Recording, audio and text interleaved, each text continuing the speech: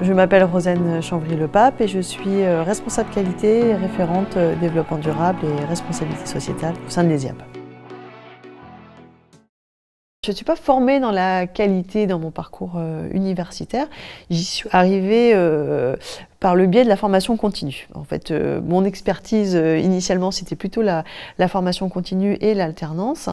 Et j'ai accompagné l'IUT de Quimper avec, au sein de l'UBO et l'IUT de Quimper, de Brest aussi, et la formation continue de Brest, de mettre en place une certification qualité. L'école a mis un système de management de la qualité pour être plus performant et qui vise la satisfaction de ses parties intéressées. Ce sont bien sûr les jeunes, les étudiants, les alternants, ce sont nos recruteurs, les personnels bien sûr, et puis après tous les partenaires, les entreprises, les partenaires internes, externes de l'école, et puis nos tutelles. On s'assure continuellement qu'on vise cette satisfaction. Pour cela, on met des plans d'action, on s'assure qu'ils sont bien suivis, que tout se passe bien et que les personnes se sentent bien au travail. Concernant les étudiants, on a plusieurs outils de remontée les concernant. Ce sont les évaluations des enseignements, c'est-à-dire que semestriellement, ils reçoivent en fait un questionnaire, ils nous parlent de ce qu'ils ont pensé des enseignements. C'est retransmis bien sûr aux enseignants et il y a un comité de suivi qui va suivre au fil des années l'évolution justement de ce ressenti des enseignements. L'autre outil qui a été mis en place par l'école, c'est la boîte à idées. Ça peut parler de la cantine, du RU, comme de tel ou tel enseignement, ou qu'ils ont remarqué qu'il manque des prises, voilà, mais ça peut être des choses vraiment anecdotiques. Et donc, c'est remonté mensuellement en comité de direction. Plein de choses se faisaient avant.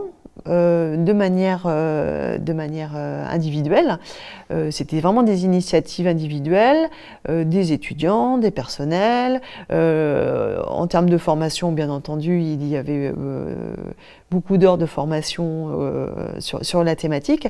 Cependant, voilà, la société évolue, le monde de l'agroalimentaire a pris un grand virage, un grand tournant pour poursuivre justement les défis environnementaux.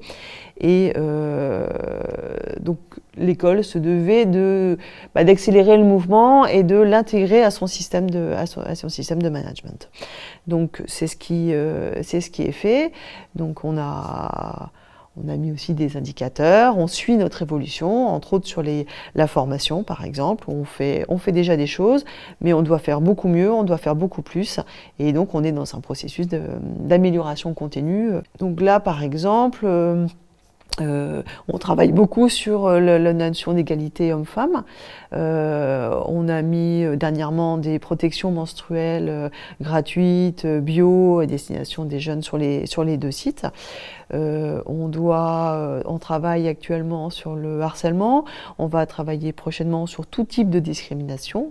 Là, sur la thématique de l'environnement, c'est une attente qu'on mette des box de tri de masques, que ça ne soit pas juste brûlé, mais que ça soit recyclé. Ça répond à des attentes de nos étudiants. C'est une petite école, déjà. C'est une école à taille humaine. Ça fait partie de son ADN de travailler collectivement. Quand on travaille dans la qualité, parfois on est tout seul. Ça peut être un travers de certaines entreprises ou de certaines écoles. Là, c'est vraiment pas le cas. C'est vraiment un travail collectif. Et on est très proche quand il y a un problème, on se parle entre nous. Et on peut travailler aussi facilement avec les étudiants. Voilà, ils ne sont pas très nombreux, donc on a à peu près 150 élèves par formation, donc il y a une proximité qui est très très très plaisante.